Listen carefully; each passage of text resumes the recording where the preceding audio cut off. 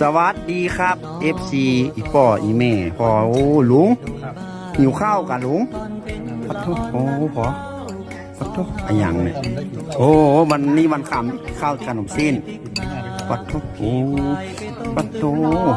แซ่บแซ่บพอนะป่อพอเหรอปัดทุโอ้มีอย่างเม็ดผักกระถินป่ะ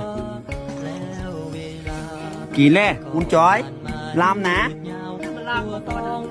ฟอนนั่นจังฟอนหรอบ้านใดน้องพัชรีอันนี้พัชรีเฮ็ดโอ้เข้าใจฮะพักกระหินปะโถเมื่อคืนลุงไปนอนหายเนี่ยลุงเด้อเด้อโอ้เหมาะ